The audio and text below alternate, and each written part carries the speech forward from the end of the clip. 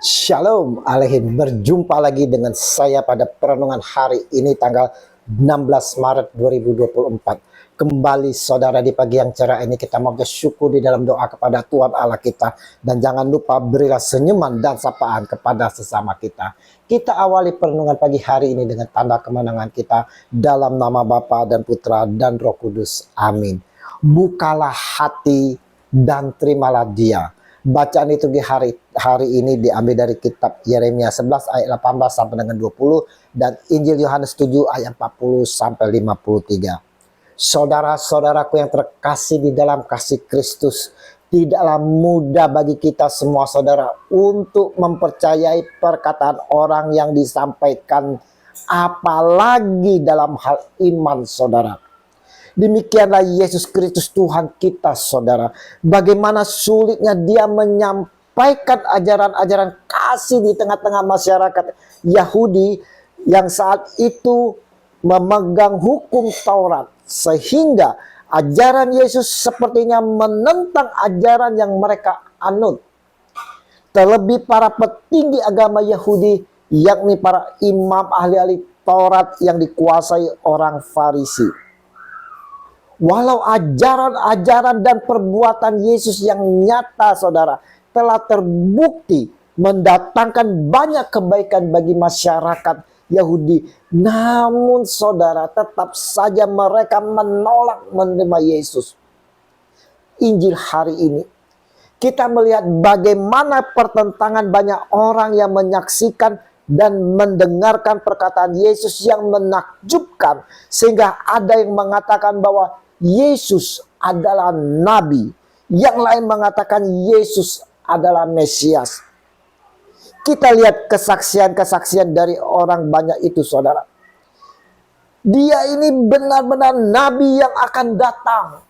Yohanes 7 ayat 40. Dan yang lain berkata, iya ini Mesias. Yohanes 7 ayat 41.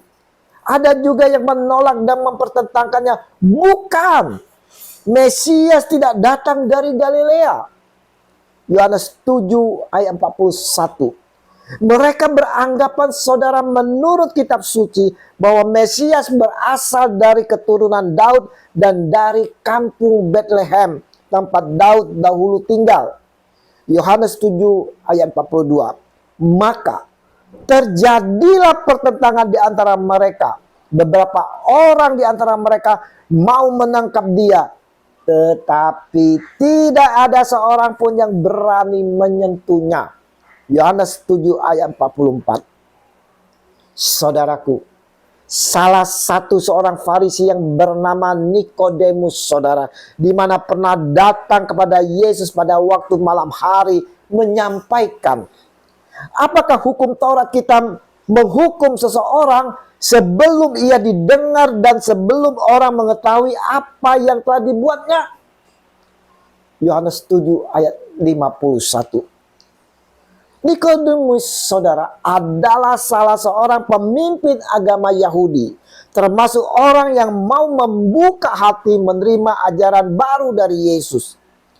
Apalagi ia telah menyaksikan mukjizat Yesus dan ia mempercayai semua itu datangnya dari Allah.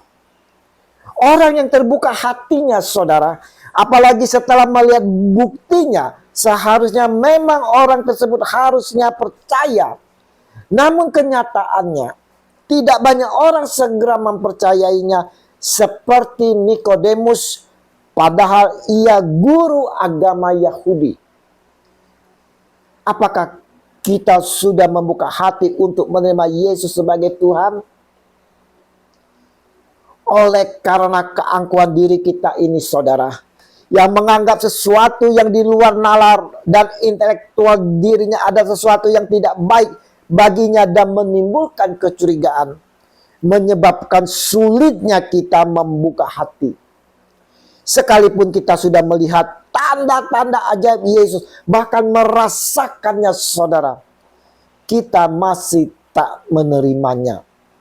Perenungan pagi hari ini saudaraku mau menyampaikan kepada saya dan saudara, pada kita sekalian yang mau menikmati anugerah Allah, Hendaknya kita mau membuka hati saudara dan menerima Dia, Putra Allah yang diutus untuk penebusan kita semua manusia berdosa.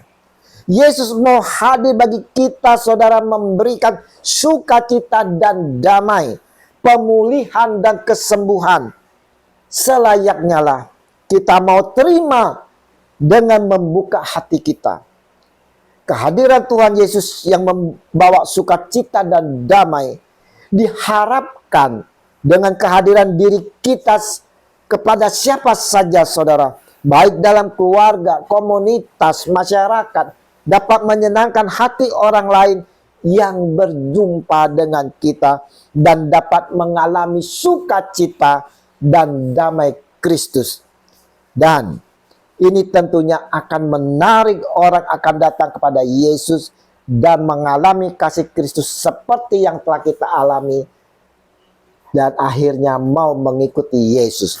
Mari saudara-saudara yang terkasih, kita mau selalu saudara menghadirkan kasih Yesus di tengah-tengah perjumpaan kita dengan siapa saja, agar semua orang yang berjumpa dengan kita akan mengalami kasih Kristus dan mau datang kepadanya sebagai Tuhan di dalam kehidupan mereka. Dalam kasih Kristus yang memancarkan sukacita dan damai, biarlah selalu tampak dalam kehidupan kita dan dapat dirasakan oleh semua orang demi Kristus Tuhan kami. Amin. Dalam nama Bapa dan Putra dan Roh Kudus. Amin. Shalom Alehim.